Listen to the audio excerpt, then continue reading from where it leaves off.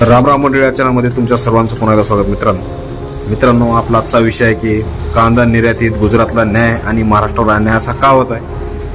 मित्रांनो, केंद्र सरकारने गुजरातमधील 2000 टन पांढऱ्या कांद्याची निर्यातीची अधिसूचना काढली. त्यानुसार गुजरातच्या फलोत्पादन आयुक्तांनी निर्यात करावयाची वस्तू आणि प्रमाणित केल्यानंतरच पांढऱ्या कांद्याची निर्यात होणार आहे. मात्र यामध्ये महाराष्ट्रात विदर्भ, उत्तर महाराष्ट्र पांढऱ्या कांद्याचे उत्पादन होत असतानाही येथून कांदा निर्यात करता येणार नाही. त्यामुळे गुजरातचा कांदा उत्पादकांना न्याय तर महाराष्ट्राच्या कांदा उत्पादकांवर अन्याय अशी टीका ही सध्या महाराष्ट्रात आणि इतर राज्यात होऊ लागलेली आहे. केंद्र सरकारने ग्राहक हिताचा विचार करून 8 डिसेंबर पासून ऐन लेट खरीप कांदा हंगामात निर्यात बंदीचा निर्णय घेतला. महाराष्ट्रातील कांदा उत्पादकांचे 3500 कोटींवर नुकसान झाले.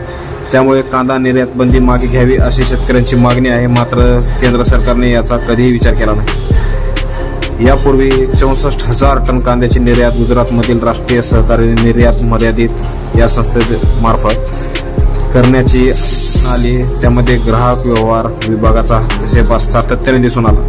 त्यामुळे शेतकऱ्यांना फायदा नाहीच, मात्र निर्यातदार अडचणीत सापडले.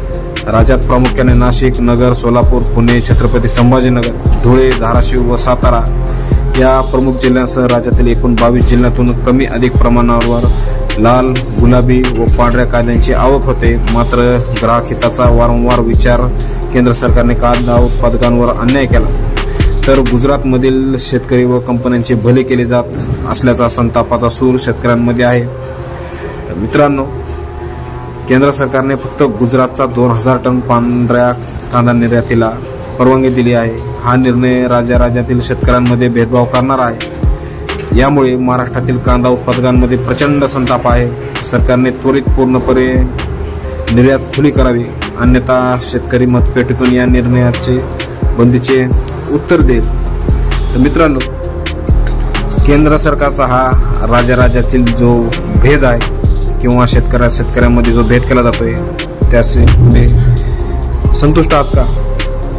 आणि याचं उत्तर तुम्ही कदाचित हे मतपेटीतून तुम्ही त्यांना देता अशी आशा करतो. धन्यवाद. जय जवान, जय किसान, जय महाराष्ट्र, जय भारत. धन्यवाद.